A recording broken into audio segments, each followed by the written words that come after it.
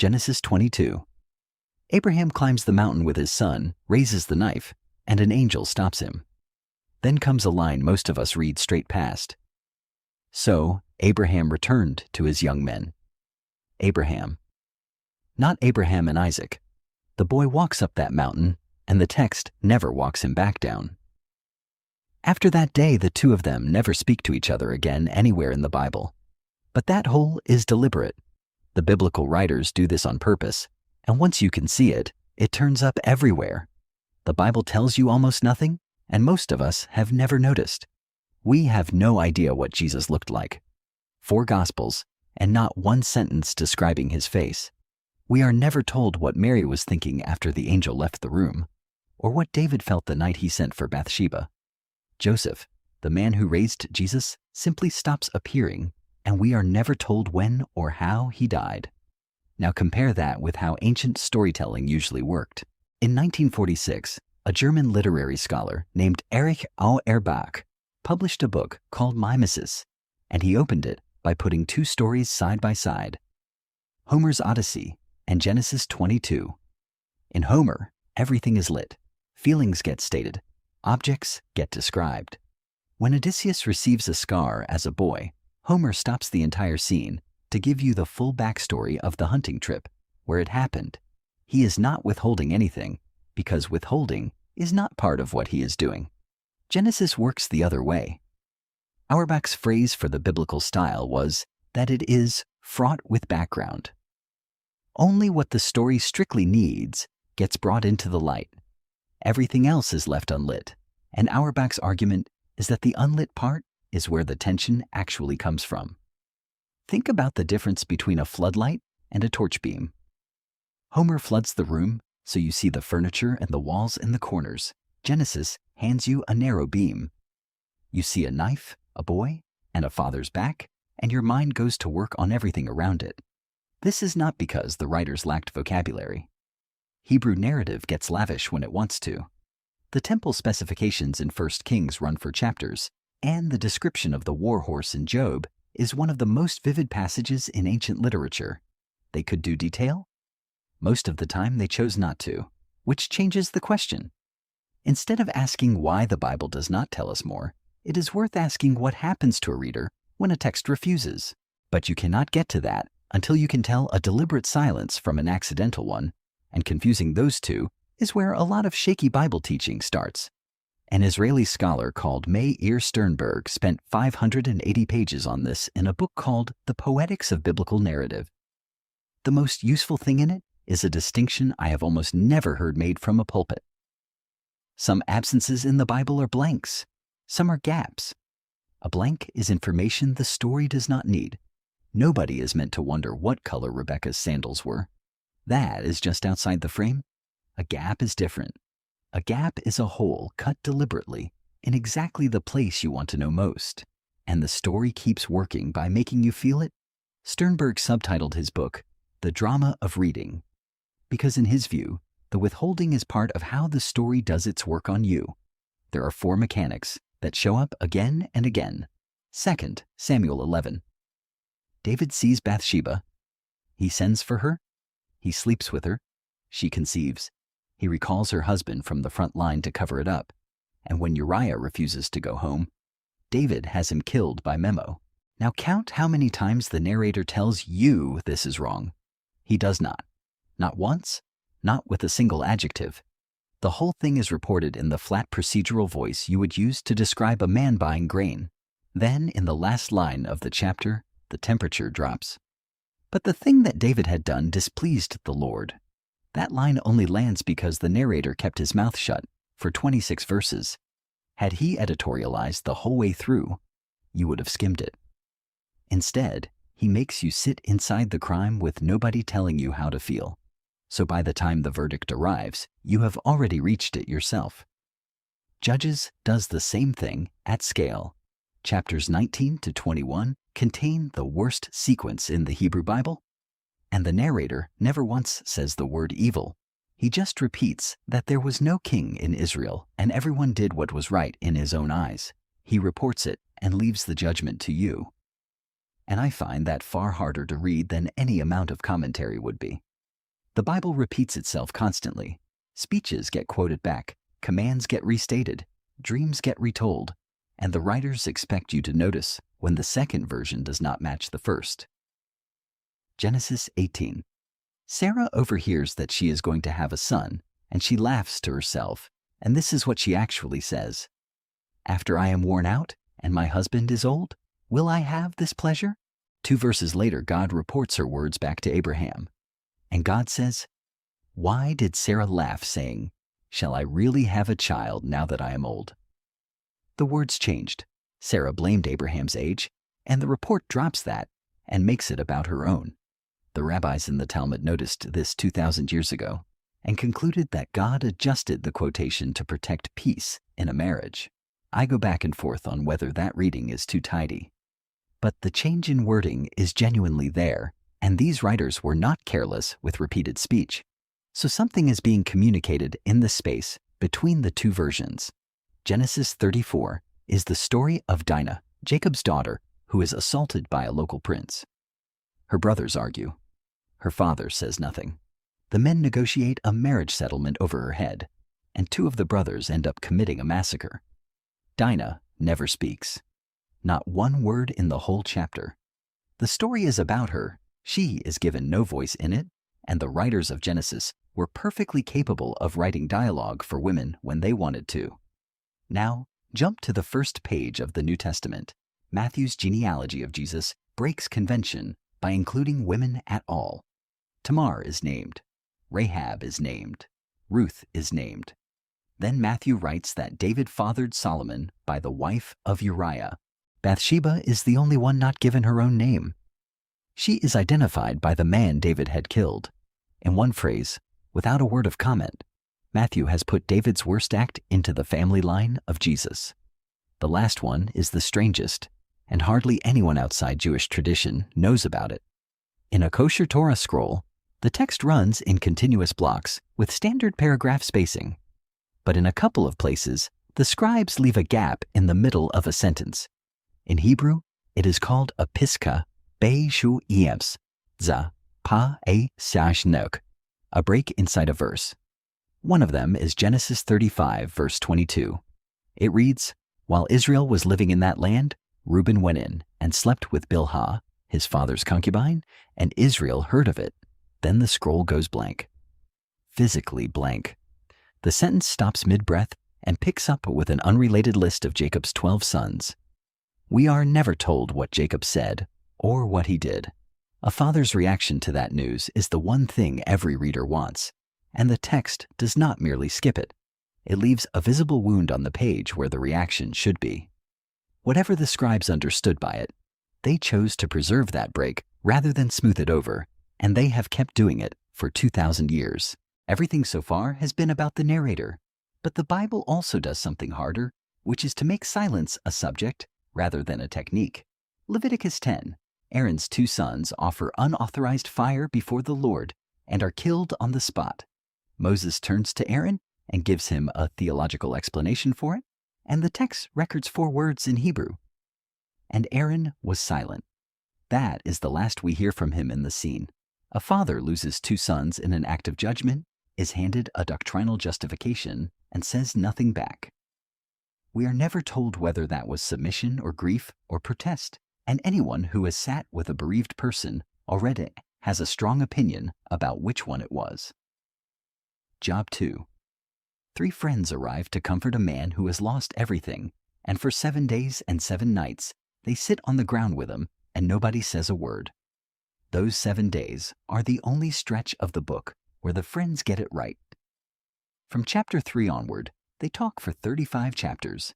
They are wrong for most of it, and God rebukes them at the end. There is a point being made about how to sit with suffering people, and most of us are not good at it. There is a bigger silence in Job that people rarely mention. You, the reader, are shown the heavenly counsel in chapters 1 and 2, so you know about the wager. Job never does. God speaks to him out of the whirlwind for 4 solid chapters and never once explains what actually happened. Job is restored, dies old and full of days, and goes to his grave without the information you were given on page 2, 1 Kings 19. Elijah is suicidal in a cave, and God tells him to stand out on the mountain. A wind tears the rocks apart, and God is not in the wind. An earthquake, and God is not in the earthquake. Then fire, and God is not in the fire. What comes next is a Hebrew phrase translators have argued over for centuries. Kol dema, ma da, ka ha. A still small voice. A gentle whisper, a sound of thin silence. The Hebrew puts sound and silence into the same short phrase, which is exactly why nobody can agree on how to render it. Whatever it was, it arrived after the spectacle rather than in it, and Elijah only covered his face once it came. Which brings us to the silence Christians usually find hardest. 1 Samuel 3 opens with a line that should unsettle anyone in ministry. The word of the Lord was rare in those days. There were not many visions. Amos prophesies a famine that is not of bread or water, but of hearing the words of the Lord. And then the Old Testament closes with Malachi, and roughly 4 centuries pass before an angel turns up in a temple to an old priest called Zechariah. 400 years. Empires rose and fell. The Maccabees fought and won and were corrupted. Greek became the working language of the world. And as far as the canon is concerned, God said nothing. Then watch how Jesus handles his own trial. Before the Sanhedrin, he is silent. Before Herod, who wanted a miracle performed for him, he answers nothing at all. Before Pilate, Mark records that he gave no further answer, and that Pilate was amazed by it. The Word made flesh, on trial for his life, going quiet. Isaiah had described it 7 centuries earlier as a lamb before its shearers that does not open its mouth. And then the hardest one, Friday evening to Sunday morning. In every gospel, that whole span between the burial and the resurrection is covered in a handful of verses about women buying spices.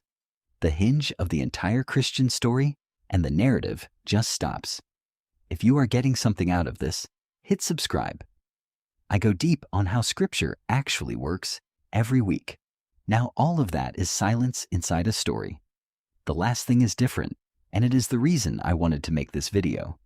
The Bible does not only leave gaps in the middle of stories, it leaves them at the end, and it does it in some of its most important books. Jonah closes with God asking Jonah a question about whether he has any right to be angry over a plant, while 120,000 people hang in the balance. Jonah never answers. The book stops on the question mark. Luke 15, the parable we call the prodigal son. The younger brother comes home, the father runs, the party starts. Then the elder brother refuses to go inside. The father comes out and pleads with him, and Jesus ends the parable right there. We are never told whether the elder brother went in, which is devastating when you remember who was listening. Luke tells us in verse 2 that the audience was Pharisees, grumbling that Jesus ate with sinners. So Jesus tells them a story about an older brother standing outside a party and then refuses to write the ending, because the ending belongs to the men in front of him. Then there is Mark. In our oldest and best manuscripts, the Gospel of Mark ends at chapter 16, verse 8. The women find the tomb empty. They are told to go and tell, and the last line is that they said nothing to anyone because they were afraid. That is the ending. Good news that nobody announces. Later, scribes found it unbearable enough to add longer endings, which tells you something about how people react to an unfinished text. But if Mark meant it, the design is quietly brutal. The women did not tell. Somebody has to. You are the one holding the book. And then Acts, 28 chapters of the church spreading across the Roman world, ending with Paul under house arrest in Rome, preaching to whoever walks through the door. We never get a verdict at his trial. We never get his death. And the most consequential missionary of the first century simply stops being narrated. The final word in the Greek text of Acts is akoleitos, unhindered. Luke had 28 chapters of momentum and chose to stop on a word meaning nobody was stopping it. The pattern in all 4 is the same. When these writers want a response from you rather than just your understanding, they stop early and leave the last move to whoever is reading. But there is a real danger in this, and church history proves it. The moment people worked out that the Gospels say almost nothing about Jesus between the age of 12 and the age of 30, they started filling it in. A 2nd century document called the Infancy Gospel of Thomas invents those missing years, and in it, the boy Jesus curses a child who bumps into him and strikes him dead. Other writers invented Mary's biography, private letters from Pilate, whole careers for characters who appear once. That impulse did not stay in the 2nd century. Every time a sermon confidently describes what Joseph was feeling, or what the prodigal ate on the road home, or what David whispered to himself on that rooftop, somebody is filling a gap the text left open. Some of that is completely fine. Jewish Midrash has done it thoughtfully for 2 millennia, and good preaching has always used sanctified imagination. The difference is whether your filling serves the text or quietly replaces it, and whether you hold it loosely or preach it as fact. Deuteronomy 29 draws the boundary better than anything written since. The secret things belong to the Lord our God, but the things revealed belong to us and to our children forever. Paul says something similar to the Corinthians in 4 words: do not go beyond what is written. There is a line around the silence, and staying behind it is part of taking Scripture seriously. Revelation 8. The 7th seal is opened, and John writes that there was silence in heaven for about half an hour. Every other scene in Revelation is deafening. Trumpets and thunder and singing that never lets up. Then the 7th seal opens, and the loudest book in the Bible goes quiet for 30 minutes. Whatever else that means, it settles one thing. Silence is not the absence of God in Scripture. Silence is one of the things God does, which reframes something a lot of Christians carry around privately. If you have prayed about the same thing for years and heard nothing back, the instinct is to read that as evidence. Evidence that you got something wrong, or that nobody is listening. But the Bible you are praying from is built out of withheld information. Job never got his explanation and was still called blameless. Israel went 4 centuries without a prophet, and the Messiah arrived at the end of it. Aaron said nothing and was not rebuked for it. And the silence between Friday and Sunday sits in the middle of the story, not outside it. Which takes us back to that mountain. Abraham came down alone. The text will not tell us where Isaac went, or what he made of his father afterwards, or what the walk home was like. Jewish tradition filled it in. Christian tradition filled it in. Painters have been filling it in for 1,500 years, and none of those versions ever quite settles the matter. I think that is because the gap is doing something the fillings cannot. It puts you on the mountain, in the quiet after the knife came down, with nobody narrating how you should feel about it. The text goes dark in exactly the place you want light, and being made to stand there is closer to how faith actually works than any explanation would be. So you now have the tools. You know the difference between a blank and a gap. You know the withheld verdict, the altered echo, the missing name, and the literal hole the scribes left in the parchment. And you know that when a biblical book refuses to end, the ending is usually meant to be yours. Take that into your next reading. Pick any narrative chapter, and instead of asking what it says, ask what it refuses to say and where it refuses. That one question will show you more than most commentaries will. Next week, I am breaking down biblical type scenes, the repeated story patterns that let these writers say something enormous by changing one small detail. It is the other half of this skill. Subscribe so you catch it. And if you want to see this technique applied to one book start to finish, the video on screen walks through the Gospel of Mark. Click it now